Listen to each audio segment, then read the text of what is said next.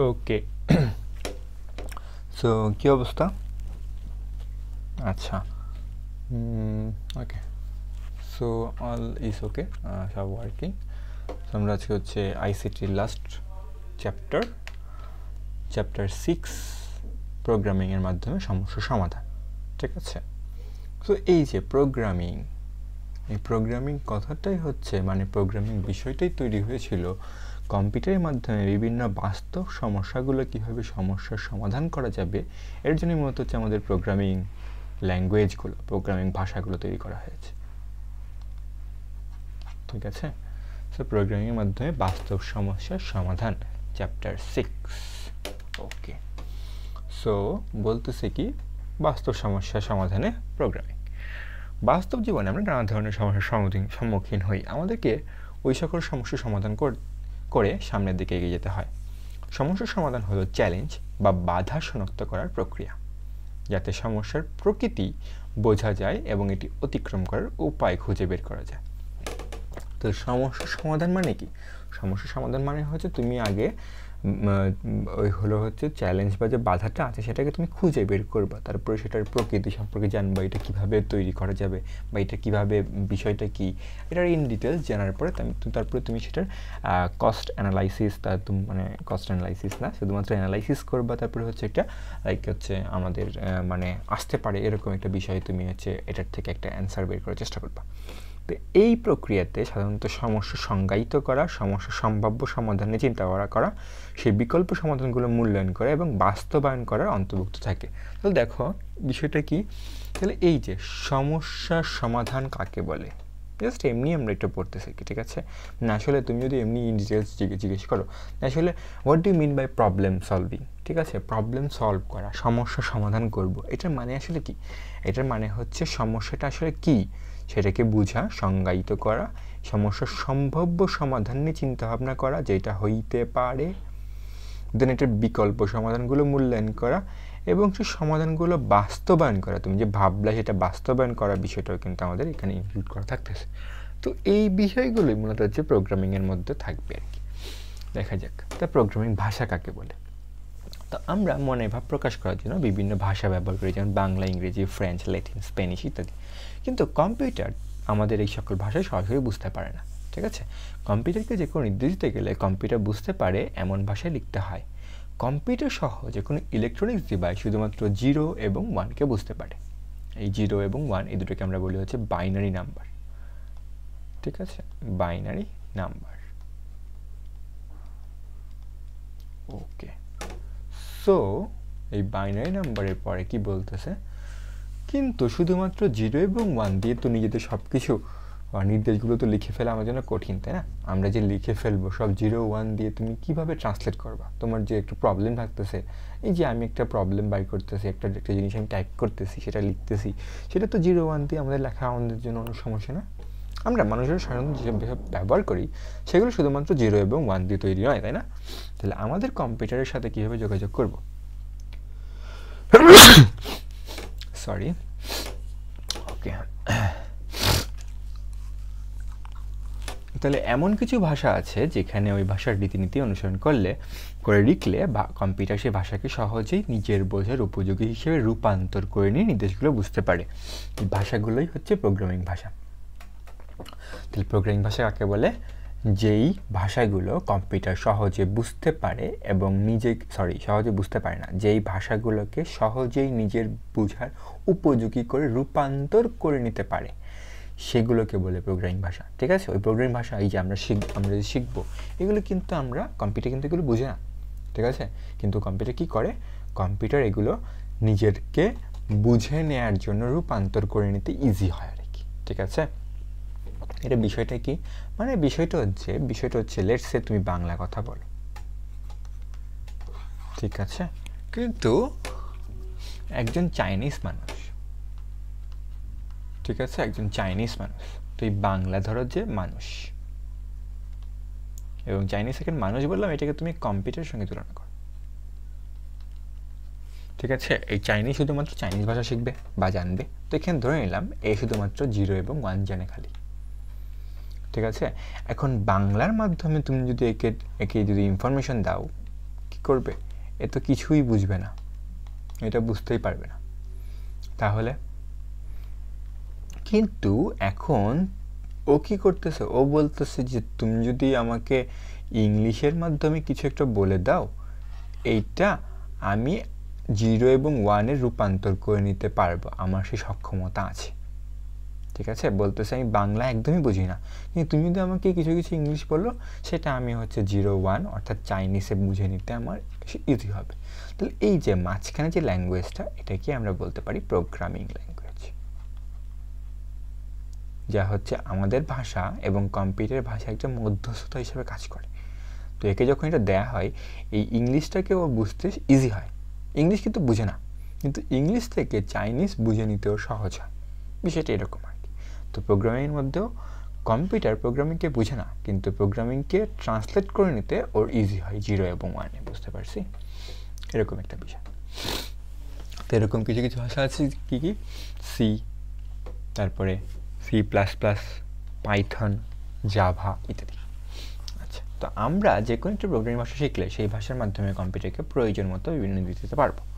আমাদের কম্পিউটার একটা software application, প্রথমে আমরা নির্দিষ্ট কোনো প্রোগ্রামিং ভাষার নির্দেশগুলো লিখে ফেলবে।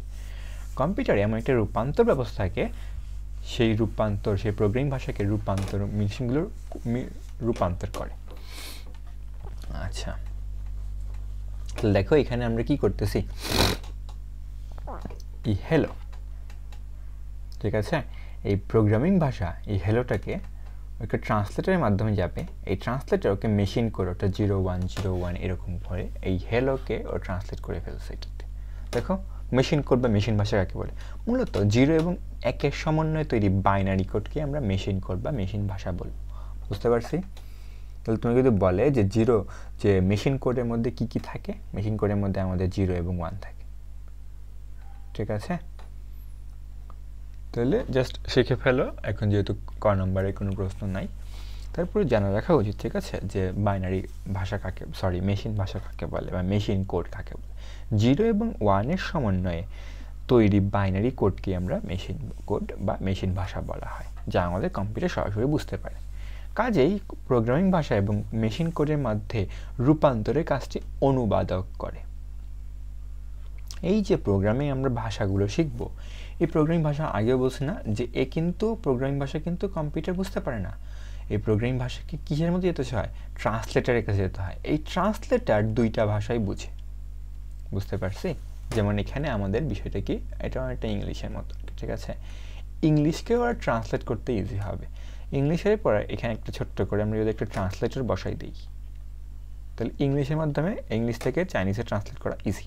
তাহলে ইংলিশটা আমাদের ট্রান্সলেটরের কাজটা ইজি করে দিচ্ছে, চাইনিজও ট্রান্সলেটরের থেকে ইনফরমেশন নিতে পারতেছে, ঠিক আছে? অনুবাদক কাকে বলে? প্রোগ্রামিং ভাষা এবং মেশিন কোডের মধ্যে রূপান্তরের কাজটি, ঠিক আছে? মানে প্রোগ্রামিং ভাষা এবং মেশিন কোড এই দুইটা একে অপরকে রূপান্তর করার যে পদ্ধতিটা থাকে, সেটা হচ্ছে ট্রান্সলেটর নামক এক ধরনের প্রোগ্রাম সাহায্য থাকে।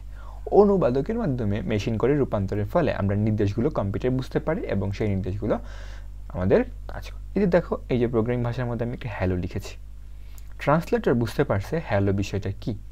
ও হচ্ছে তখন এই হ্যালোর সমপরিমাণে 0, 1, 0, 1 ও হচ্ছে কম্পিউটারকে টাইপ করে দিবে যে হ্যালো মানে এটা। তাহলে কম্পিউটার তখন বুঝে নিবে যে ও আচ্ছা ঠিক আছে, ও হ্যালো বলতে চাইছে, ঠিক আছে? এরকম। তাহলে কম্পিউটারে থাকা প্রোগ্রামিং ভাষার রূপান্তর ব্যবস্থা বা অনুবাদক প্রোগ্রাম 2 রকমের হবে, ঠিক আছে? এই যে ট্রান্সলেটর বললাম, এই ট্রান্সলেটর আবার প্রকারভেদ রয়েছে। অনুবাদক প্রোগ্রাম 2 রকম, ঠিক আছে? একটা হচ্ছে কম্পাইলার। কিছু রূপান্তর ব্যবস্থায় আমরা যতগুলো নির্দেশ দিব, যদি নির্দেশগুলো নির্ভুল হয়, তাহলে সবগুলো নির্দেশ একসাথে মেশিন কোডে রূপান্তরিত হবে। এই রূপান্তর ব্যবস্থাকে বলা হয় কম্পাইল করা। আর যে সফটওয়্যার এই রূপান্তর করে, এটাকে বলে কম্পাইলার। তবে কম্পাইলার যদি পুরো নির্দেশে কোথাও ভুল পায়, তাহলে রূপান্তর করতে পারবে না। সবগুলো নির্দেশ নির্ভুল দিলে তখনই রূপান্তরের কাজটি করতে হবে। তাহলে বিষয়টা কি? লেটস সে তুমি হচ্ছে, ধরো যে এই যে আমি বললাম না অনুবাদক, তো ধরো যে এ হচ্ছে একটা অনুবাদক। এখন ধরো যে এম মানুষ, আর এন হচ্ছে কম্পিউটার, ঠিক আছে।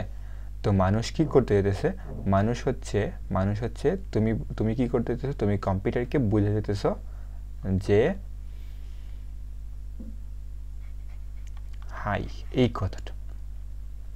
তো এই কথাটা তুমি বোঝানোর জন্য তুমি কি করবা, এই যে অনুবাদক থাকবে, অনুবাদকে তুমি হাই দিবা, অনুবাদক সেটা বুঝবে, সেটা হচ্ছে এর কাছে এই 01011001 এরকমভাবে কিছু একটা লিখে ওকে দিয়ে দিবে। এখন একে বুঝতে হবে তো তুমি যে হাই লিখছো। এ বলতেছে যে আমি দুই রকমের আছে, একটা কি, একটা আছে হচ্ছে আমাদের কম্পাইলার, আরেকটা থাকবে হচ্ছে আমাদের একটু পরেই দেখব, সেটা হচ্ছে ইন্টারপ্রেটার।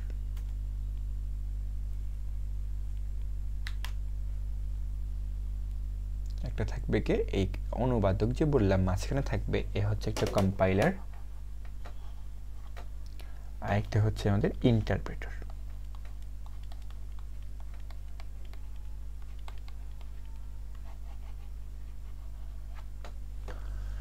তো এই যে কম্পাইলার কি করবে, যখন তুমি হাই কথাটা লিখছো, এই কম্পাইলার পুরাপুরি তোমার লেখার পরে ও এটাকে নিবে, নেয়ার পরে যদি দেখে ওর মতো করে ও যেভাবে চাইছিল তুমি এই হাই কথাটা সেভাবেই লিখছো, ও হচ্ছে সেটাকে কি করবে, সেটা হচ্ছে ওকে পাঠাবে। বুঝতে পারছি? অর্থাৎ কম্পাইলার হচ্ছে তোমার কথাটাকে পুরাপুরি নিবে, যদি ওর মতো করে মিলে, ও যেটা বুঝতে চাইতেছিল সেটাকে নেয়ার পরে ও হচ্ছে একে অ্যান্সার দিবে। এখন ধরো যে তুমি হাই লেখার সময় তুমি ফোঁটাটা অন্যভাবে দিছো, বা তুমি হচ্ছে হাই লিখতে গিয়ে এই তো আমি একটু বাঁকা করে লিখছি, কিন্তু ও চাইতেছিল কি সোজা করে লেখো। তো তখন কি করবে, তুমি যে হাই লিখে পাঠাইছো একে, এ সেটা নিবে না, এ বলবে একে আমি চিনতেছি না। তো তোমার পুরা লেখাটা কি হয়ে গেল, বাদ হয়ে গেল।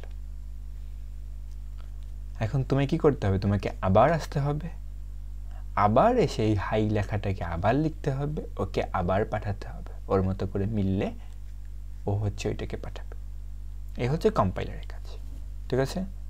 তাহলে এই অনুবাদকের মধ্যে একটা হচ্ছে কম্পাইলার, এ হচ্ছে পুরাপুরি তোমার লেখাটাকে নিবে একসাথে, নেয়ার পরে ও হচ্ছে এটা বোঝার চেষ্টা করবে, যদি ওর মতো করে মিলে যায় ও সেটাকে মেশিন করে রূপান্তর করে দিবে। এখন ধরো যে তাহলে এটা করার সময় দেখো ঝামেলা, কিন্তু ঝামেলা না একটা, ঝামেলাটা কি, যে এই যে তুমি ওকে পুরাপুরি কোড দিতে হইতেছে, তুমি পুরাপুরি লেখার পরে এ বলতেছে এখানে তোমার সমস্যা, ঠিক আছে। এর থেকে সমাধান নেয়ার জন্য বিজ্ঞানীরা কি করলো, একটা ইজি ওয়ে বের করলো, ওরা হচ্ছে ইন্টারপ্রেটারকে নিয়ে আসলো। ইন্টারপ্রেটারও সেম কাজ করবে, ওর থেকে হাই নিবে, ওকে নিলে ও হচ্ছে 01010110 এরকম ওকে দিয়ে দিবে। তাহলে এর মধ্যে পার্থক্যটা কি হবে, এ হচ্ছে হাই নেওয়ার সময় পুরাপুরি ওকে দিতে হবে না, তুমি প্রথমে এইচ লিখছো, ও সেটাকে মিলাবে, যদি বলে যে এইচ ওর মতো মিলতেছে তোমাকে বলবে ঠিক আছে এইচ ঠিক আছে, তুমি এর পরেরটা লিখো, তুমি আই লিখবা। ধরো যে এইটা লেখার পরে এখন ও যদি দেখে যে না এটা ভুল আছে, তো হয়ে তোমাকে সরাসরি বলবে যে তোমার সমস্যা আছে, তুমি এটা ঠিক করে আসো, তুমি আবার লিখবা, আবার দেখবে, আবার ওটা পাঠিয়ে দিবে। তাহলে দেখো এটার মধ্যে তুমি যে প্রথমে এইচ লিখছিলা, এটা কিন্তু আর ডারবলভাবে লিখতে হইতেছে না, কারণ ও প্রথমেই তোমাকে চেক করে এটা পাঠিয়ে দিছে যে ঠিক আছে এইচ তোমার ঠিক আছে, কোনো সমস্যা নেই। তাহলে এখানে তুমি ইন্ডিভিজুয়ালি বুঝতে পারতেছো যে তোমার প্রবলেমটা কোথায়, এবং সেই অনুযায়ী তুমি সেটাকে কোড করতেছো। অন্যদিকে এটার মধ্যে তোমাকে একসাথে আবার লিখে দিতে হতো পুরাটাই, ও তখন আবার এখানে সমস্যা বুঝে পেলে আবার তোমাকে ফেরত পাঠাবে। কিন্তু এখানে তুমি বুঝতে পারতেছো তোমার রোগটা কোথায় আসলে, ঠিক আছে। মানে এটা অনেকটা কী বলতে পারে, কম্পাইলার আসলে অনেকটা ডায়াগনস্টিক সেন্টারের মতো, ঠিক আছে। সব টেস্ট ওকে দিবে, ও সব টেস্ট দেখবে, তারপরে তোমাকে বলবে রোগটা তোমার কী। কিন্তু ইন্টারপ্রেটার বলবে যে ঠিক আছে তুমি এখান থেকে একটা ডায়াগনস্টিক সেন্টার থেকে টেস্ট করে আসছো, তুমি এখানের মধ্যে তোমার ব্লাড টেস্টটা করালেই হবে, বাকি আমি বুঝতে পারছি যে এখানে কোনো সমস্যা নেই। কিন্তু এ বলবে কি, এ বলবে না তুমি সবগুলো টেস্ট করে আসো আবার নতুন করে, না হলে আমি দেখতে পারবো না, ঠিক আছে। এই হচ্ছে বিষয়, বুঝতে পারছি? কম্পাইলার এবং ইন্টারপ্রেটার, তাহলে এইটাই। তাহলে আমি যদি আবার পড়ি, তাহলে কম্পাইলার হচ্ছে কিছু রূপান্তর ব্যবস্থা। আমরা যতগুলো নির্দেশ দিব সবগুলো নির্দেশ যদি নির্ভুল হয় তাহলে সবগুলো নির্দেশ একসাথে মেশিন করে রূপান্তর করবে। ভুল হলে কোনো কাজ করবে না, আবার পাঠাই দিবে। ঠিক আছে? তাহলে কম্পাইলার যদি পুরো নির্দেশের কোথাও ভুল পায় তাহলে রূপান্তর করতে পারবে না। বুঝতে পারছি? সবগুলো নির্ভুল দিলে তখনই শুধুমাত্র রূপান্তরের কাজ করতে পারবে। তাহলে ওর কাজটাও অনেকটা সেম, জাস্ট একটা জিনিস কাজ। দেখো কম্পাইলার পুরাপুরি তুমি লিখে দিতেছো, ও বুঝতেছে পুরাপুরি, ও মেশিন কোড দিতেছে। ইন্টারপ্রেটার কি করতেছে?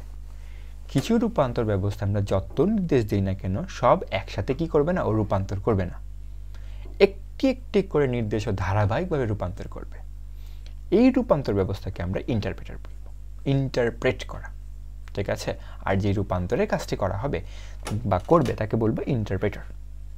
তো ইন্টারপ্রেটার একটি একটি করে নির্দেশ রূপান্তর করে থাকবে।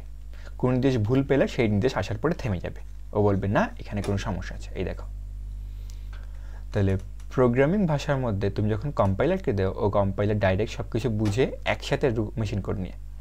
কিন্তু এখানে প্রোগ্রামিং ভাষায় তুমি যখন কম্পাইলারকে দাও, এটা হচ্ছে ইন্টারপ্রেটারকে দাও। এটা মেবি একটু ভুল দেখাই স্যারকে। ঠিক আছে? ইন্টারপ্রেটারকে দাও, তাহলে বিষয়টা কি, তুমি হচ্ছে একটা কমান্ড দিতেছো, একটা কমান্ড হচ্ছে ইন্টারপ্রেটার যাইতেছে, ইন্টারপ্রেটার চেক করবে। ঠিক আছে? ইন্ডিভিজুয়ালি চেক করবে। চেক করার পরে ভুল পেলে আবার তোমাকে ফেরত দিবে, না হলে ও সেটাকে মেশিন কোড নিয়ে আসবে। ঠিক আছে? তাহলে ইন্ডিভিজুয়াল কোড, এটা বলতে পারি আমরা ইন্ডিভিজুয়াল কমান্ড। বুঝতে পারছি? আশা করতেছি বুঝতে পারছি। ঠিক আছে? যেটা বললাম আর কি একটু এক্সাম্পল দিয়ে। ঠিক আছে? তো কোনটা এফেক্টিভ বেশি বলতো, ইন্টারপ্রেটার নাকি কম্পাইলার? অবশ্যই ইন্টারপ্রেটার, তাই না? কারণ ইন্টারপ্রেটার তোমাকে কি করতেছে, তোমাকে হচ্ছে সহায়তা করতেছে যে তোমার ওইখানে ভুলটা কোথায়, তোমাকে সব কিছু আবার রিপিট করতে হইতেছে না। কিন্তু কম্পাইলার কি করতেছে, বলতে সব কিছু আমাকে একসাথে দাও, সব একসাথে চেক করো। ঠিক আছে? ওই একসাথে করতে গিয়ে ওর ওয়ার্কলোডটা বেশি আর কি। ঠিক আছে? এখানে ওয়ার্কলোড কম, এই হচ্ছে বিষয়। তাহলে কোন প্রোগ্রামিং ভাষাটা শিখবো এখন? কথা হচ্ছে বুঝতে পারলাম যে প্রোগ্রামিং ভাষা যে এইভাবে ইন্টারপ্রেটার এবং মূলত ইন্টারপ্রেটার এবং কম্পাইলারের মাধ্যমে ট্রান্সলেট করে থাকে, রূপান্তর করে। ঠিক আছে? এখন আমরা শিখবো কোনটা? তাহলে কোন ভাষাটা শিখব? বলতেছে বর্তমানে প্রচলিত প্রোগ্রামিং ভাষাগুলোর মধ্যে যে কোনো একটি প্রোগ্রামিং ভাষা শিখলেই হবে। ঠিক আছে? কারণ সবগুলো প্রোগ্রামিং ভাষার মূল গঠন একই রকম, জাস্ট কিছু কিছু জিনিসে পার্থক্য। শুধু ভাষাগুলোতে বিভিন্ন নির্দেশ লেখার নিয়মে একটু ভিন্নতা থাকে। যেমন সি প্রোগ্রামিং ভাষায় প্রতিটি নির্দেশ স্টেটমেন্ট শেষ হবার পরে একটি সেমিকলন চিহ্ন দিতে হবে, কিন্তু পাইথনের মধ্যে সেটা করতে হয় না। তাহলে এখান থেকে নৈবেদ্য কীরকম আসবে কি যে সি প্রোগ্রামিং ভাষার প্রতিটি নির্দেশকে কি বলে, বা এমন একটি ভাষা যেটা নির্দেশকে স্টেটমেন্ট বলে, তাহলে সেটা কি? সেটা হচ্ছে প্রোগ্রামিং ভাষা। প্রোগ্রামিং ভাষার প্রতিটি নির্দেশকে স্টেটমেন্ট বলে। বা এমন একটি ভাষা যেটা শেষে একটা সেমিকলন লিখে। ঠিক আছে? লেটসে একটা জিনিস দিলাম, এটা যদি এরকম না, আমি ভুলে গেছি, লেটসে হাই এরকম একটা সেমিকলন লিখে এরকম কিছু একটা দিয়েছে, তো সেটা আমরা কী বলেন ভাষার, সেটা হচ্ছে আমাদের সি প্রোগ্রামের জন্য গুরুত্বপূর্ণ, পাইথনের মধ্যে সেটা দরকার হয় না। এরকম কিছু পার্থক্য থাকলেও চিন্তার কিছু নেই। তুমি একটি প্রোগ্রামিং ভাষা শিখে নিলে তারপরে অন্য ভাষাগুলো শেখানো সহজ হয়ে যায়। বিষয়টা অনেকটা বলতে পারো কি যে লাইটসে তুমি হচ্ছে ইংলিশ আর কি। ঠিক আছে? তো ইংলিশের মতো তুমি যদি এরকম একটা ভাষাকে শিখে নাও যেটা হচ্ছে সব জায়গায় প্রায় সিমিলার অনেকটা, তাহলে একটা শিখে ফেললে বাকিগুলো শিখতে তোমার হচ্ছে তুলনামূলকভাবে সহজ। এটা অনেকটা সেমভাবে। ঠিক আছে? তো এটার মধ্যে একটা নৈবেদ্যিক বুঝতে পারছি। তাহলে সেমিকলন কোথায় লাগে? সেমিকলন হচ্ছে আমাদের কি কোনটার মধ্যে? হ্যাঁ, সি প্রোগ্রামিং ভাষার মধ্যে লাগে, পাইথনের মধ্যে লাগে না। ঠিক আছে? তো এরকম কিছু পার্থক্য থাকলেও কোনো সমস্যা নাই আর কি। আচ্ছা, তো তবে সাধারণত প্রোগ্রামিং ভাষার পছন্দটির বিষয়ে কিছুটা আগ্রহের উপর নির্ভর করে। প্রোগ্রামিং জানা শিখতে চায় তার জন্য পাইথন একটি দুর্দান্ত সূচনা। ঠিক আছে? পাইথন, কারণ পাইথন হচ্ছে সহজ বলতে গেলে কাইন্ড অফ বাকিগুলো থেকে অনেকটা লেখার মতো, আমাদের লেখার মতোই আর কি। ঠিক আছে? পাইথনের মধ্যে লেখাটা জাস্ট কিছু কিছু সিনট্যাক্স আছে, সেটা মনে রাখলে হয়েছে। ওকে। তাহলে দেখো সহজে শেখার জন্য পাইথন বেশ মজার একটি প্রোগ্রামিং ভাষা। আচ্ছা, যদিও এত মজা না আর কি, এটি শিক্ষানবিশ বান্ধব আর কি, ঠিক আছে। সাধারণত সাধারণ সিনট্যাক্স রয়েছে একটু ওয়েব ডেভেলপমেন্ট, ডেটা সায়েন্স এবং অটোমেশনের ক্ষেত্রে ব্যাপকভাবে ব্যবহৃত, ঠিক আছে। সিনট্যাক্স মানে কি নিয়ম নীতি আর কি, ঠিক আছে। সিনট্যাক্স মানে নিয়ম নীতি রয়েছে, মানে সাধারণ নিয়ম নীতি রয়েছে। তো প্রোগ্রামিং ভাষার যাত্রা কীভাবে শুরু করতে হবে? প্রথমে ডাউনলোড করতে হবে, ডাউনলোড করবো এখান থেকে, তারপর ইনস্টল করবো। ইনস্টল করার সময় আমরা এরকম উইন্ডো দেখতে পারবো, যেটা আমরা আগে থেকে কিন্তু দেখেছি। এই ইনস্টল হওয়ার অনুমতি চাইলে সেটা অনুমতি দিতে হবে, এই জিনিস আর কি, ঠিক আছে। পাইথন আমাদের কম্পিউটারে যুক্ত হলো, কিন্তু আমাদের আরেকটা সফটওয়্যার অ্যাপ্লিকেশন লাগবে যেখানে আমরা নির্দেশগুলো কম্পিউটারকে বুঝিয়ে দিব। সেজন্য আমাদের থনি সফটওয়্যারটি নামে ইনস্টল করে নেব, ঠিক আছে। এটা আসলে লাগে না আর কি, এখন জানি না, আমরা শুধুমাত্র সি শিখেছিলাম মেবি আর কি, পাইথন শিখে নাই। তারপর থনি চালু করবো, থনির মধ্যে উইন্ডো আসবে, এরকম জিনিস দেখবে, যাই হোক গেল। এই তো এখানে দেখো, তাহলে আউটপুট হিসেবে কোনো কিছু প্রিন্ট করতে হলে আমরা হচ্ছে প্রিন্ট ব্র্যাকেট ব্যবহার করব। আমরা যেই টেক্সট প্রিন্ট করতে চাইবো সেটা হচ্ছে প্রিন্টের ভিতরে সিঙ্গেল কোটেশন ব্যবহার করে লিখবো। তাহলে দেখো এই যে এখান থেকে তোমার একটা নৈবেদ্যিক একটা এমসিকিউ থাকবে, ঠিক আছে। মানে তুমি হচ্ছে কি করবা, তুমি হচ্ছে মূলত তুমি ধরো যে তোমাকে বলবে যে বাংলাদেশ কথাটি থনি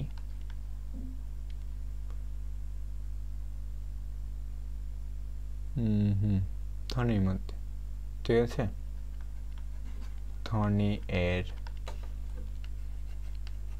মধ্যে প্রিন্ট করব কিভাবে? প্রিন্ট করব মানে লেখাটা দেখাবে আর কি, ঠিক আছে। করব কিভাবে, তোমাকে উদাহরণ দেবে, সেটার মধ্যে উদাহরণটা কি হবে, কিভাবে অ্যান্সার হবে? অ্যান্সার হবে হচ্ছে প্রিন্ট, ঠিক আছে। প্রিন্ট আমরা first bracket quotation mark Bangladesh, quotation mark close bracket close. এই যে এটা হচ্ছে আমাদের রাইট অ্যান্সার। আর রং অ্যান্সার কি দিবে? তোমাকে প্রিন্ট বাংলাদেশ দিয়ে দিবে, এটা ভুল। তারপরে কি দিতে পারে? দিতে পারে হচ্ছে PRINT প্রিন্ট বাংলাদেশ, এটাও ভুল। কেন ভুল? কারণ এটার মধ্যে কোটেশন দেয় নাই, ঠিক আছে, বুঝতে পারছি। আর ধরো যে এটা দিতে পারে প্রিন্ট ব্র্যাকেট দিয়ে বাংলাদেশ, এটাও ভুল, তাই না? কেন ভুল এগুলো সব? কারণ এটার মধ্যে জাস্ট ব্র্যাকেট নাই, কোটেশনও নাই। এটার মধ্যে ব্র্যাকেট আছে, কোটেশন নাই। এটার মধ্যে ব্র্যাকেট কোটেশন দুইটাই আছে, তবে সমস্যাটা কি? সমস্যাটা হচ্ছে আমাদের এখানে থার্ড ব্র্যাকেট আছে, এটাও চলবে না। আমাদের শুধুমাত্র এইটা কম্পিউটার বুঝতে পারবে, কারণ ওকে যেতে হবে কোথায় কাছে? ওকে যেতে হবে ইন্টারপ্রিটারের কাছে বা কম্পাইলারের কাছে, সে তো এটা বুঝবে না, বুঝতে পারছি। ও তখন এটা ব্যাক করবে আবার। আচ্ছা, তাহলে হ্যালো এটা লিখলাম, যেটা লিখলে আউটপুট হিসাবে এটা শো করবে, দেখো, ঠিক আছে। ওইখানে কমান্ড লিখছে, আচ্ছা সরি লিখছে হচ্ছে এখানে লেখা হয়েছে, এটা হচ্ছে তোমাকে শো করতেছে, আউটপুট এখানে শো করতেছে। আচ্ছা, দেখো আমাদের যদি কিছু লিখতে চাই এরকমভাবে প্রিন্ট ব্র্যাকেট কোটেশন মার্ক, আমি এত কি করি, আমি বাংলাদেশকে ভালোবাসি কোটেশন ক্লোজ। আচ্ছা, এখানে আমি একটু ভুল দিয়ে দিয়েছিলাম, এখানে দেখো একটু জিনিস, আরেকটা ভুল। কি ভুল? আমি ডাবল কোটেশন দিয়েছি, সিঙ্গেল কোটেশন, ঠিক আছে, সিঙ্গেল কোটেশন। এই জিনিসগুলো একটু খেয়াল রাখতে হবে, নৈবেদ্যিক এইটা, ঠিক আছে। কারণ ডাবলতে ওকে হবে বুঝবে না, কারণ এটা হচ্ছে তোমার কি মেইন জিনিস, মানে এটা তুমি হচ্ছে ট্রান্সলেটরকে বোঝাতে হবে যে এটা প্রিন্ট করো। তো যদি একজন একভাবে লিখে তখন সমস্যা হবে আর কি, ঠিক আছে। তো এটা কিসের জন্য, এটা কিসের জন্য এরকমভাবে লিখতে হবে প্রিন্ট দেখাতে গেলে? এটা হচ্ছে তোমার মূলত এই থনির মধ্যে বা আমাদের হচ্ছে মূলত পাইথনের মধ্যে লিখতে গেলে, পাইথনের মধ্যে আমরা প্রিন্ট করতে গেলে কোনো কিছুকে, তখন হচ্ছে আমরা এইভাবে লিখি। ফরম্যাটটা কি? প্রিন্ট সিঙ্গেল কোটেশন, এই তো ফার্স্ট ব্র্যাকেট সিঙ্গেল কোটেশন ভিতরে লিখব, ঠিক আছে। তাহলে এখন তুমি যদি একটু এক্সাম্পল দেওয়া হয় যে আই গো টু স্কুল, এটা কিভাবে প্রিন্ট করবা? লিখবা কিভাবে? প্রিন্ট ফার্স্ট ব্র্যাকেট এইটা I go to school quotation শেষ, ব্র্যাকেট শেষ, এটা আছে, ঠিক আছে। এটা টাইপ করলে সেভ করলেই আমাদের দেখাবে, লিখে রান করতে পারে, ঠিক আছে। রান করে দেখো, তাহলে প্রিন্টে আমাদের স্ট্যান্ডার্ড আউটপুট হিসেবে নির্দিষ্ট বার্তা প্রিন্ট করে। বার্তাটি একটি, আচ্ছা তো খেয়াল করো, কাজেই প্রিন্ট এত ফাংশন স্ক্রিনের মনিটরের স্ক্রিনে বা অন্যান্য আউটপুট ডিভাইসের নির্দিষ্ট বার্তা। তো বার্তার একটি স্ট্রিং বা অন্য বস্তু হতে পারে, অবজেক্ট একটি স্ট্রিংয়ে রূপান্তরিত হবে। স্ক্রিনে লেখার আগে অবজেক্ট একটি স্ট্রিং, দেখো তো এই স্ট্রিং জিনিসটা পরে শিখতে পারবো আর কি, ঠিক আছে। স্ট্রিংয়ে রূপান্তরিত হয় বস্তুটি, অবজেক্টটি স্ট্রিংয়ে রূপান্তরিত, এখান থেকে বেশ একটা কোশ্চেন আসবে। তো তুমি যদি বলে যে এটা কিসে রূপান্তরিত হবে, এটা স্ট্রিংয়ে রূপান্তরিত হবে, স্ট্রিং। তারপর প্রোগ্রামের চলক বা ভেরিয়েবল ব্যবহার। কোনো উপাত্ত বা ডেটা যদি প্রোগ্রামের ভিতর সঞ্চিত করতে হয়, তাহলে আমরা চলক বা ভেরিয়েবল হিসেবে ব্যবহার করতে পারি। মানে আমরা জানি চলক কী করে, ভেরিয়েবলগুলো হচ্ছে যে কোন ডেটাকে ওর মতো করে বানিয়ে নেবে। যেরকম এক্সের মধ্যে তুমি ধরো যে আমি যদি বলে দিই যে x+2 = হচ্ছে 5, তার মানে এক্সের যে কোনো মান দিতে পারে যেটা 5 করবে আর কি, ঠিক আছে। এই যে একটা ভেরিয়েবল না, চলক, তো আমরা ওইটার মধ্যেও কিছু ভেরিয়েবল বা চলক নিয়ে আসতে পারি। ভেরিয়েবল শব্দটির অর্থ কি, পরিবর্তনশীল, এটি চলক নামে পরিচিত, ঠিক আছে। মানে চলক বা ভেরিয়েবল হলো একটি বক্সের মতো যার ভিতরে নির্দিষ্ট কোনো ডেটা জমা রাখা হয় বা যায়।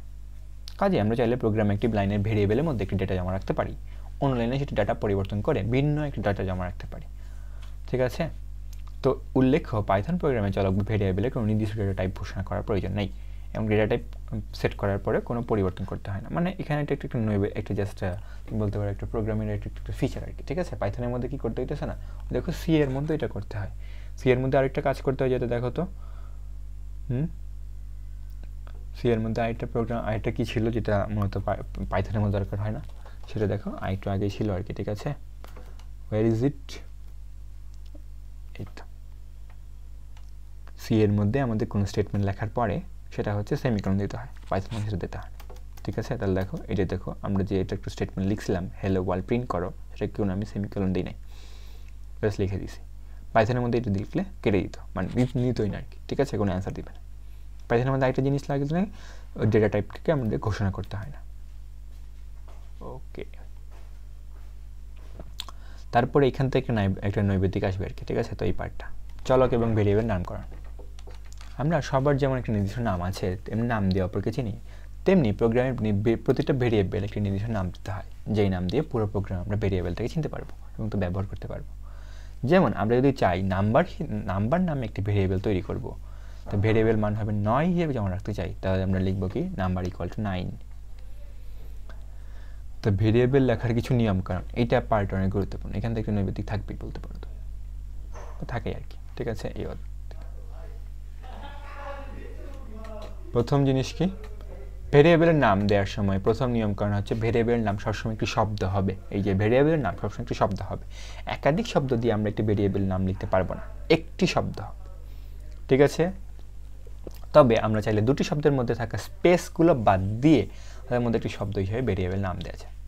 আবার চাইলে দুটি শব্দের মাঝখানে স্পেস বাদ দিয়ে তাদের মধ্যে আমরা আন্ডারস্কোর চিহ্নটা দিতে পারি। লেটস সে তুমি একটা ভেরিয়েবল নাম দিবা যে মাই নেম, ঠিক আছে। তো এই যে তোমার মাই নেম লিখতে গিয়ে তুমি এইভাবে ভেরিয়েবল লিখতে পারবা না, কারণ এখানে দুইটা ওয়ার্ড হয়ে গেছে না, মাই নেম স্পেস দিয়ে দিছো। তুমি এটাকে তুমি একসাথে লিখতে চাইলে তুমি লিখতে পারো মাই নেম, এইভাবে লিখতে পারো, কোনো সমস্যা নেই, এটা রাইট। কারণ এখানে তোমার কোনো স্পেস বুঝবে না, কম্পিউটার বুঝবে এটা সিঙ্গেল ওয়ার্ড।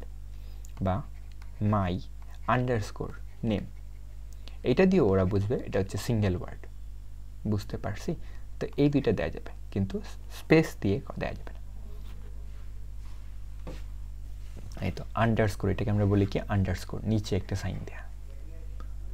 ভেরিয়েবল নামের প্রথম অক্ষর অবশ্যই এ থেকে জেড বা বড় হাতের এ থেকে জেড অথবা আন্ডারস্কোর হতে হবে, আন্ডারস্কোর হতে পারবে, তবে প্রথম অক্ষর কোনো সংখ্যা বা অন্য কোনো প্রতীক ব্যবহার হতে পারবে না।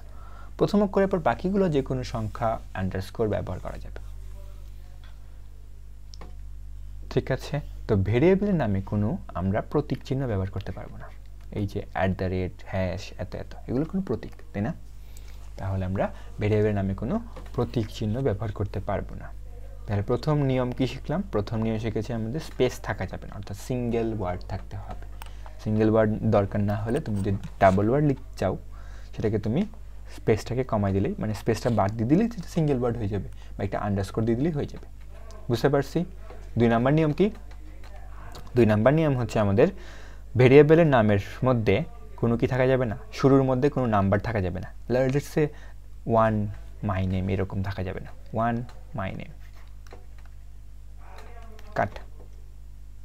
তুমি লিখতে পারো মাই নেম 1, এটাকে লিখতে পারো, এটাও কাটা। তুমি লিখতে পারো কিভাবে? মাই নেম 1 একসাথে। এখানে স্পেস ছিল একটু, এখানে স্পেস নেই। বুঝতে পারছি? এটা লিখতে পারো। তারপরে আমরা মাই নেম বা এরকম দিয়ে দিলাম মাই নেম, এটা লিখতে পারি তাই না? আন্ডারস্কোর দিয়েছি, ঠিক আছে? মাই নেম @ এটা লিখলেও কাটা, এটা কোনো স্পেশাল ক্যারেক্টার তাই না? এটা লেখা যাবে। নাম্বার লিখতে পারি, বড় হাতে ছোট হাতে লিখতে পারি, ঠিক আছে? এই জিনিসগুলো ব্যবহার করতে পারি, কিন্তু কোনো প্রতীক ব্যবহার করতে পারবো না। আচ্ছা, তারপরে লাস্টেটা দেখো 4 নাম্বার, পাইথন একটি কেস সেন্সিটিভ বিষয়। তো এটা গুরুত্বপূর্ণ, নৈবেদিক। কোন নিচের কোনটি একটি কেস সেন্সিটিভ প্রোগ্রামিং ভাষা? কেস সেন্সিটিভ মানে কি? এটার মধ্যে বড় হাতের যেটা, ছোট হাতের এটা অন্য নিয়ম। বুঝছো? লেটস সে আমি একটা প্রোগ্রাম লিখলাম, লেটস সে আমার নাম লিখে দিলাম, ঠিক আছে? তো পাইথন দীপ্তকে যেভাবে চিনবে, আমি যদি বড় হাতের ডি দিয়ে লিখি সেটাকে অন্য একটা জিনিস চিনবে। এ বলবে এটা সেম না, এইটা এবং এইটা দুইটা সেম না, ঠিক আছে? কারণ এখানের মধ্যে একটা ছোট হাতের ছিল, এখানে একটা বড় হাতের, তো একে এটা নির্দিষ্টভাবে চিনবে, আলাদা হবে। তুমি ডি বড় হাতের দিলে তবেই শুধুমাত্র এটা আসবে, ডি ছোট হাতের দিলে এটা আসবে না, তখন এটা আসবে। এটাকেই বলে কেস সেন্সিটিভ। যেমন আমরা পাসওয়ার্ড দেওয়ার সময় পাসওয়ার্ডকেই বলে একটা কেস সেন্সিটিভ পাসওয়ার্ড, ঠিক আছে? মানে সাধারণত পাসওয়ার্ড দেওয়ার সময় আমরা লিখছি না যে বড় হাতের এ দেয়া এবং বড় হাতের এ দেয়া, দুটার মধ্যে দুইটা কিন্তু আলাদা জিনিস পাসওয়ার্ডের জন্য, এটাই বলে কেস সেন্সিটিভ বিষয়। বুঝতে পারছি? কেস মানে কি? ছোট হাতের বড় হাতের, এটাকে বলে কেস। দেখো, তাই একই অক্ষরে ছোট হাতের এবং বড় হাতের লেখা হলে পাইথন দুটি ভিন্ন ভেরিয়েবল হিসেবে চিনবে। দেখো, প্রথমে লিখতেছিল মাই ভেরিয়েবল, এটা সমস্যা নেই। দ্বিতীয়টা সেম বানান, জাস্ট বড় হাতের জায়গায় ছোট হাতের দিয়ে দিয়েছে, তাহলে পাইথন একে ডাবল ভেরিয়েবল হিসেবে চিনতেছে। তারপরে দেখো, কিওয়ার্ড হলো পাইথনে সংরক্ষিত শব্দ। কিওয়ার্ড কাকে বলে? এখানে একটা নৈবেদিক আছে। কিওয়ার্ড হচ্ছে পাইথনের প্রোগ্রামে সংরক্ষিত শব্দকে আমরা বলবো কিওয়ার্ড। আমরা ভেরিয়েবলের নাম, ফাংশনের নাম বা অন্য কোনো সংরক্ষিত হিসাবে কিওয়ার্ড ব্যবহার করতে পারি না। পাইথনে থেকে 35টি কিওয়ার্ড বা সংরক্ষিত আছে। আচ্ছা, এটা মেবি 3.10 থেকে, এটা একটু দেখা উচিত আমার, ঠিক আছে? আমি একটু চেক করে দেখাবো। 35টি কিওয়ার্ড সংরক্ষিত আছে, যেমন false, true, none, and, as, break, class, continue, if, except, return, for, global ইত্যাদি। তাহলে এত কিছুকেই ও হচ্ছে, দেখো, তাহলে এইগুলো একটু মনে রাখতে হবে। ভেরিয়েবল হিসেবে কিওয়ার্ডগুলোকে আমরা ব্যবহার করতে পারবো না। ফলস, ট্রু, নান, তো এটা কতগুলো আছে বলতেছে, আমরা মেবি এটা কত জানি না আমি, ঠিক আছে? 3 থেকে মেবি বা এরকম 3.10 থেকে তো হতে পারে না, এর থেকে 35টা কিওয়ার্ড বা সংরক্ষিত আছে, ঠিক আছে? যেমন ফলস লেখা যাবে না, ট্রু, নান, রিটার্ন, তারপরে প্রিন্ট, এই প্রিন্ট এখানে অ্যাড করে নিও। এখানে জাস্ট এই কয়েকটা মনে রাখলেই হবে, এই কয়েকটা যেটা আছে এটা মুখস্থ রাখতে হবে এইটা, কারণ তোমাকে নিচে একটা বলতে পারে এটা কি হইতে পারে কিনা। হইতে পারে না কেন? কারণ এটা হচ্ছে, এটা আমাদের একটা কিওয়ার্ড। ফলস হইতে পারবে না, ট্রু হইতে পারবে না, ঠিক আছে? ভেরিয়েবল হিসেবে বা ফাংশন হিসেবে সংরক্ষণ করে আমরা ব্যবহার করতে পারি না। আচ্ছা, তারপরে as, break, class, continue, if, মানে এগুলো দিয়ে নির্দিষ্ট করে একটা বলা আছে অলরেডি, তাহলে তুমি এটাকে নিজের করে এটাকে এক্স ধরতে পারবে না, সেটা বুঝতে পারছি? তাহলে ভেরিয়েবল নামকরণ ভুল কি কি? ভুল হচ্ছে আমাদের মাই ভেরিয়েবল, দেখো 2টা স্পেস আছে, তাই এটা কাটা। ন্যাশনাল আইডি, এখানেও স্পেস আছে, কাটা। দিস ইজ ভেরি কুল, এখানেও স্পেস আছে, কাটা। তারপর জেড এত ওয়াই। কেন এটা ভুল কেন? কারণ এটার মধ্যে একটা স্পেশাল আছে আই ডট। এটা তো কোনো নাম্বারের মধ্যে পড়ে না, তাই না? এটা তো কোনো সংখ্যার মধ্যেও পড়ে না, ABCDর মধ্যে পড়ে না, তাহলে এটা লেখা যাবে না। তারপর 9 ABC, এটা ভুল কেন? এটা সংখ্যা তো আছে, তাহলে সংখ্যা আছে তো ভুল কেন? কারণ সংখ্যা আমাদের সামনে থাকতে পারবে না। তারপরে হ্যাশট্যাগ তো $সাইন ভেরিয়েবল, $সাইন এটা তো আমাদের ABCD বা 1 2 3 এর মধ্যে পড়তেছে না, তো এটাও ভুল। তারপর @মাই, এটা দেখো এটাও তো আমাদের ABCD 1 2 3 এগুলোর মধ্যে পড়তেছে না, তো এটা ভুল। তারপর প্রিন্ট, এটা পড়তেছে না কেন? কারণ এটা হচ্ছে আমাদের, দেখো এটা হচ্ছে আমাদের একটা কি বললাম না, এটা হচ্ছে আমাদের একটা কিওয়ার্ড, কিওয়ার্ডগুলো দেওয়া যাবে না। বুঝতে পারছি আশা করতেছি। একটু নতুন মনে হলেও কিছু কিছু জিনিস দেখবা ইজি আর কি, ঠিক আছে? আচ্ছা, তো এই যে এখন শিখলাম এতক্ষণ ধরে ভেরিয়েবল ডেটা সংরক্ষণ করা বা ভ্যালু অ্যাসাইন করা। ভেরিয়েবলের মধ্যে ডেটা সংরক্ষণ করতে গেলে আমরা ইকুয়াল সাইন ব্যবহার করি, একে বলে হয় ভ্যালু অ্যাসাইন করা, ঠিক আছে? ধরো যে আমরা কম্পিউটারের মধ্যে লিখতে চাই কি যে আমার এজ 25, এটা মনে রাখো, ঠিক আছে? এজ মানে 25, এটা মনে রাখো। এখন ও করবে কি, ও হচ্ছে আমরা তাহলে লিখতে হবে এজ ইকুয়াল টু 25, ঠিক আছে? এজ ইকুয়াল টু, এটার মানে আমি এজের একটা মান দিয়ে দিলাম, মানে এজ মানে 25, তার মানে যে কোনো জায়গায় তুমি এখন এজ লিখবা এই প্রোগ্রামের মধ্যে, ও হচ্ছে 25 ধরে নেবে, যে কোনো জায়গায় তুমি লিখো, ঠিক আছে? তাহলে এটা কীভাবে অ্যাসাইন করতে হবে? Age equal to 25।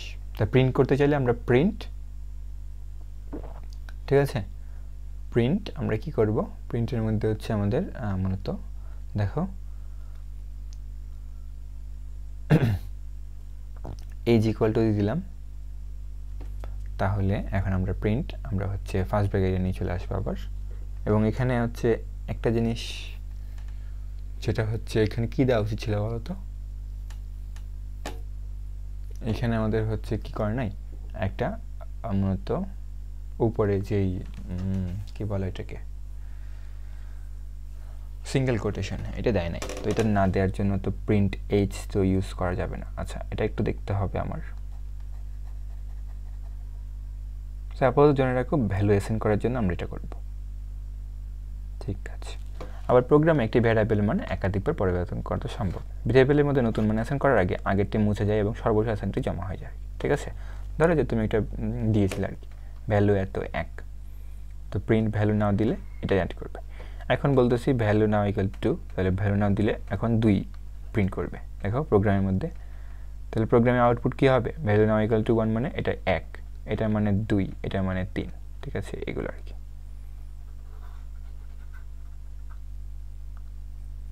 ভ্যালু নাও আমরা বারবার প্রিন্ট করতেছি, কিন্তু এক এক সময় ভ্যারিয়েবলটা বেঁচে যাবে, তারা বেঁচে ছিল, ঠিক আছে?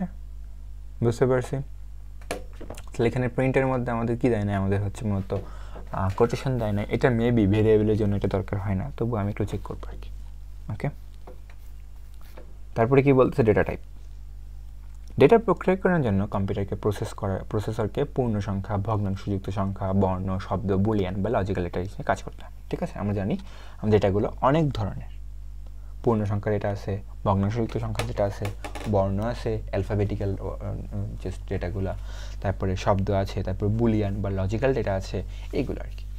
তো ডেটা টাইপ বলতে সাধারণত কোন ডেটা কম্পিউটার মেমোরিতে কী পরিমাণে দখল করে তা নির্ধারণ করে এবং প্রসেসরকে কীভাবে ডেটাটাকে প্রসেস করতে হবে তা ব্যাখ্যা করাকে বোঝায়। প্রোগ্রামের মধ্যে, পাইথন প্রোগ্রামের মধ্যে বিভিন্ন ডেটা টাইপ রয়েছে। তো ডেটা টাইপ কাকে বলে সাধারণত আমরা দেখে নিই। ডেটা টাইপ বলতে কী বোঝায়? সাধারণত ডেটা কম্পিউটারের মেমোরিতে কী পরিমাণ মেমোরি দখল করে তা নির্ধারণ করা এবং প্রসেসর কীভাবে ডেটাকে প্রসেস করে তা ব্যাখ্যা করাকে বোঝায়, ঠিক আছে? তো ডেটা টাইপ হচ্ছে একটি কম্পিউটার মেমোরিতে কী পরিমাণে মেমোরি বিট বা বাইট দখল করে রাখছে এবং সেটা কীভাবে প্রসেস করতে হবে সেটা বোঝায় আর কি। যে তুমি ধরো যে তুমি ডেটা টাইপ দিলে পূর্ণ সংখ্যা, তাহলে কম্পিউটার বুঝবে পূর্ণ সংখ্যা মানে হচ্ছে এতটুকু মান আছে এটার মধ্যে এবং এটাকে আমি এইভাবে কাজ করব। ভগ্নাংশযুক্ত সংখ্যা, তুমি যদি ডেটা টাইপ লিখে দাও ডেটা টাইপ হচ্ছে ভগ্নাংশযুক্ত সংখ্যা, ডেসিমেল নাম্বার, তখন ও বুঝবে যে না ঠিক আছে ডেসিমেল নাম্বার, তাহলে ডেসিমেল নাম্বারকে আমি পয়েন্ট থাকবে আমি এইভাবে চিনব। বুঝতে পারছে? কারণ ওকে তো আলাদা করে চেনানো কিছু নাই, ওকে তো আমাদের সব দিতে হবে চেনানো, এটাই হচ্ছে ডেটা টাইপ। তো দেখো ইন্টিজার লিখতে গেলে কি করতে হবে, ইন্টিজার মানে কি পূর্ণসংখ্যা, পূর্ণসংখ্যাকে আমরা ইন্টিজার বলি, ইংরেজিতে ইন্টিজার নাম্বার বলা হয়। তাই ভেরিয়েবলে পূর্ণসংখ্যা জমা রাখতে গেলে ডেটা টাইপকে আমরা আইএনটি দিব, ইন্টিজার, আইএনটি হচ্ছে ইন্টিজারের সংক্ষিপ্ত, ঠিক আছে।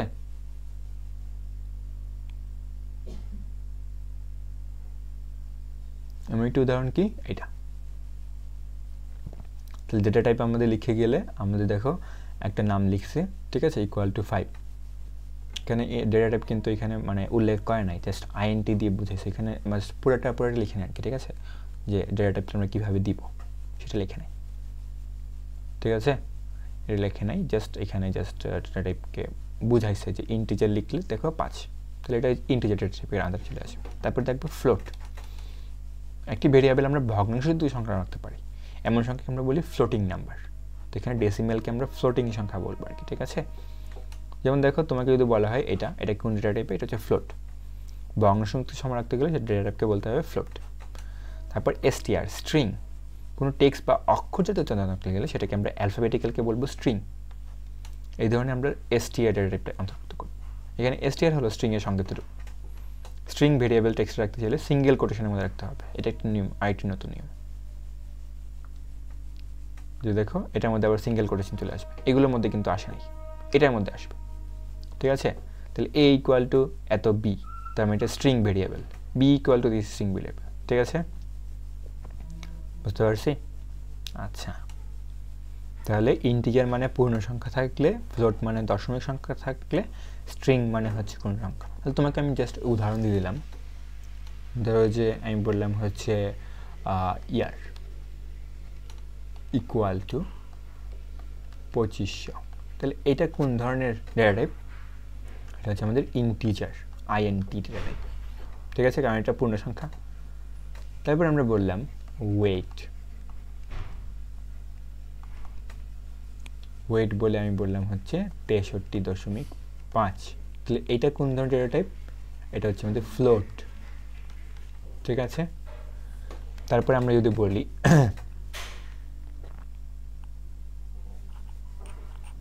যে let's say name equal to Dipta, single quotation, তো এটা কোন ধরনের ডেটা টাইপ, এটা হচ্ছে স্ট্রিং এসটিআর, কেন, কারণ এটা অ্যালফাবেট আছে ভিতরে, বুঝতে পারছো, এটা জাস্ট গ্যাপ হবে না, একসাথে হবে আর কি, ঠিক আছে, জাস্ট আমি দেখালাম। তাহলে ফ্লোট, স্ট্রিং এবং ইন্টিজার তিনটা বুঝতে পারছো।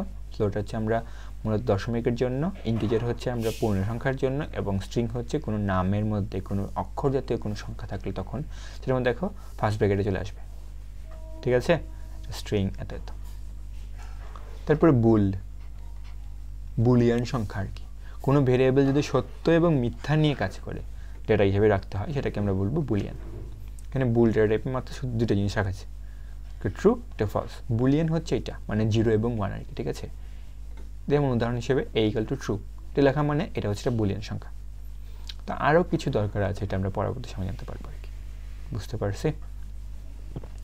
4 ধরনের জিনিস, তো এরকম একটা নৈবেদিক থাকতেই পারে, ঠিক আছে, যে এটা মানে এটা কোন ধরনের data type, string, float, integer. আর এটা আমরা বুলিয়ানে কি বলতে পারি, যে বলতেছে কি যে এ ইকুয়াল টু ট্রু, তো এটা হচ্ছে ট্রু এবং ফলস থাকলে, বা বি ইকুয়াল টু ফলস, এই দুটাকেই আমরা বলতে পারি একই সাথে boolean, bool data type, B double L, ঠিক আছে, বুলিয়ান ডেটা টাইপ। তবে বলবে ডেটা টাইপের রূপান্তর, কোনো ভেরিয়েবল ডেটা টাইপ কোনটি সেটা সহজেই বের করা যায় টাইপ এত দিয়ে। আমরা যদি একটা ভেরিয়েবলকে টাইপ এত ফাংশনের ভিতরে রেখে প্রিন্ট করি, তাহলে ভেরিয়েবলের টাইপ ডেটা টাইপ পেয়ে যাবো আর কি। দেখো এখানে টেস্ট ভেরিয়েবল এটা দেখল আর কি, ঠিক আছে, এটা ছিল। এখন এ বলছে কি যে প্রিন্ট করো টেস্ট ভেরিয়েবল, তো এটাকে প্রিন্ট করে দিছে। আউটপুট পাওয়ার সময় এটা আউটপুট পাইছে এটার জন্য, এটার জন্য। এখন বলতেছে প্রিন্ট টাইপ টেস্ট, তো এই জন্য আমি বুঝতে পারলাম এটা যেহেতু দশমিকের, এটা ফ্লোট, তাই ক্লাস ফ্লোট দেখাইতেছে, বুঝতে পারছি। তাহলে কোনো একটা ডেটা টাইপকে আমরা বোঝার জন্য যেটা কোন ধরনের ডেটা এখানে ইউজ করা হয়েছে, সেটা যদি আমরা টাইপ লিখে চেস্ট করি, প্রিন্ট টাইপ করি, তো প্রিন্ট লিখবো, ফার্স্ট ব্র্যাকেটের মধ্যে টাইপ নিয়ে আসবো, এটার মধ্যে হচ্ছে আবার আরেকটা ব্র্যাকেটের মধ্যে আমরা মূলত ওইটা লিখবো, লেখার পরে শেষ করে দিব। দেখো এটার জন্য আলাদা কি টাইপ এত, এটা আসলে এইভাবে মুখস্থ রাখাটা একটু টাইপ আমি বুঝতে পারতেছি, কারণ এখানে হচ্ছে জাস্ট কম্পিউটারে না লিখে লিখে বুঝতে সমস্যা আর কি। ঠিক আছে, আমরা যেহেতু জাস্ট ইন্টারের সময় এটা করেছিলাম, তো এটার জন্য আমার জন্য ইজি হচ্ছে আর কি। ঠিক আছে, বুঝতে পারছো? তোমার জন্য একটু বোঝার কি সমস্যা আর কি। সো আমরা যদি কোনো কিছু টাইপ এবং ফার্স্ট ব্র্যাকেটের মধ্যে সেটা লিখে দিই, ধরো যে আমি লিখে দিলাম এখানে কি, এখানে দেখো যেগুলো ইউজ করেছিলাম, ধরো যে আমি নেম ইউজ করেছিলাম আর কি। ঠিক আছে, দেখুন আমি নেম কি ধরনের ডেটা টাইপ আমি বুঝতে পারতেছি না, তো নেমকে আমি লিখে দিলাম ফার্স্ট ব্র্যাকেটের মধ্যে। তো কম্পিউটার হচ্ছে আমাকে এর পরবর্তী যদি আমি প্রিন্ট করি, প্রিন্টের জন্য আবার ফার্স্ট ব্র্যাকেট নিয়ে আসবো, প্রিন্ট পুরোটা করব, তো এটার জন্য এটা থাকবে নেম এবং ফার্স্ট ব্র্যাকেট প্রিন্টের জন্য ক্লোজ করে যাবে। তো এটা হচ্ছে করলে তখন আমাদের দেখাবে যে ক্লাস নেম কি ছিল, এটা হচ্ছে আমাদের str, এরকম দেখাবে। ঠিক আছে, আচ্ছা আমি একটা জিনিস এখানে একটু চেক করে নিই।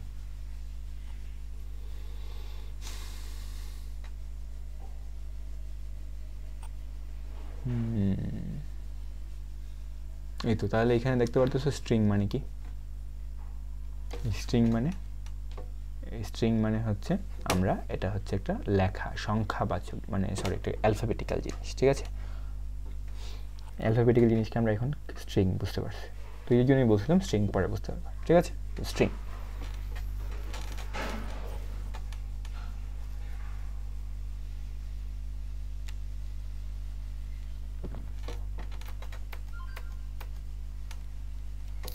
ওকে। তাহলে ডেটা টাইপ বোঝার জন্য আমাদের স্ট্রিং ব্যবহার করতে হবে। তারপর প্রোগ্রামের ক্ষেত্রে এমন কোনো আসতে পারে যখন ডেটা টাইপের ভেরিয়েবল পরিবর্তন করতে হয় অথবা নির্দিষ্ট করতে হয়, এটা কাস্টিং মাধ্যমে করা যেতে পারে। পাইথনে কাস্টিং কনস্ট্রাক্টর ফাংশন ব্যবহার করা হয়। আচ্ছা, ইন্টিজার মানে দেখো ইন্টিজার এত, মানে ফ্লোট বা স্ট্রিং থেকে পূর্ণসংখ্যা তৈরি করার জন্য আমরা ইন্টিজারের মধ্যে আমরা কি করে দিলাম, ইন্টিজার হচ্ছে এটা ব্র্যাকেট দিয়ে দিলাম, এটাকে বলে কাস্টিং। 3 ধরনের গুরুত্বপূর্ণ কাস্টিং উল্লেখ করা হলো, আরও আছে। কাস্টিং মানে কি, মানে এই যে এক ধরনের ডেটা টাইপ থেকে অন্য ডেটা টাইপে পরিবর্তন করা, কাস্টিং করা। ঠিক আছে, ধরো যে আমি ইন্টিজার লিখে, ইন্টিজার মানে কি, ইন্টিজার মানে হচ্ছে পূর্ণ সংখ্যা এবং এটা একটা ব্র্যাকেট দিয়ে দিলাম, তাহলে ফ্লোট বা স্ট্রিং থেকে পূর্ণ সংখ্যা তৈরি করার জন্য এটা করব। আবার ফ্লোট ফার্স্ট ব্র্যাকেট, তাহলে স্ট্রিং ফ্লোট বা পূর্ণ সংখ্যা থেকে ভগ্নাংশ নেওয়ার জন্য এটা করব। ঠিক আছে, আর যদি স্ট্রিং এরকম থাকে, তো বিভিন্ন ধরনের টাইপ থেকে আমরা স্ট্রিং নিয়ে আসবো। তাহলে দেখো যখন x ইকুয়াল টু ইন্টিজার 1, তাহলে x এর মান হবে 1,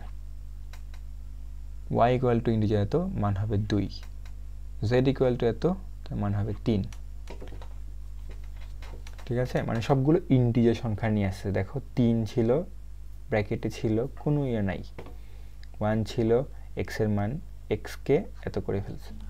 আবার দেখো এখন ফ্লোট মানে দশমিকে নিয়ে আসছে 1.0, 2.8 মানে 2.8 রেখে দিছে, 3 মানে 3.0, 4.2 মানে 4.2। ঠিক আছে, তারপর স্ট্রিং দেখো s1 করে দিছে, s1, স্ট্রিং 2 তার মানে মান হয়ে যাবে এত 2, স্ট্রিং 3 3। ঠিক আছে, মানে এই যে এভাবে পরিবর্তন করা, একটা থেকে একটা রূপান্তর করা, এটাকেই বলে হচ্ছে আমাদের মূলত কিভাবে যে কোনো কিছুকে হচ্ছে মূলত ইনপুট, মানে একটা ডেটা টাইপ থেকে আরেক ডেটা টাইপে পরিবর্তন করা। ঠিক আছে, ওকে। সো আপাতত তোমাদের ক্লাস এতটুকু থাকুক, না হলে বেশি বুঝতে সমস্যা হবে আর কি। ঠিক আছে, আমি দেখি কতক্ষণ হয়ে গেছে, অ্যারাউন্ড 50 মিনিটস। ঠিক আছে, that will be enough. So আমরা হচ্ছে নেক্সট আরও এই অধ্যায়টা একটু বড় আর কি। ঠিক আছে, তো আপাতত অতটুকু পর্যন্ত আমরা শেষ করে রাখি। আমরা নেক্সট যখন আমরা পড়বো তখন বা নেক্সট ক্লাস যখন দেখবা তখন হচ্ছে বাকিটা দেখবা। যেটা প্র্যাকটিস করে আসতে হবে, ঠিক আছে? 25 কেন লিখছি আমি জানি না। ওকে, আজকে ডেট কত? মেবি 20/11/25। ওকে, নেক্সট আমরা শিখবো হচ্ছে ডেটা ইনপুট কীভাবে নেবে, রান কীভাবে করে, আরও অনেক কিছু আর কি, ঠিক আছে? বাকিগুলো ব্যবহারিক সমস্যা, এটা থেকে আমরা নৈবেত্তিকের জন্য কিছু কিছু জিনিস দেখে নিব।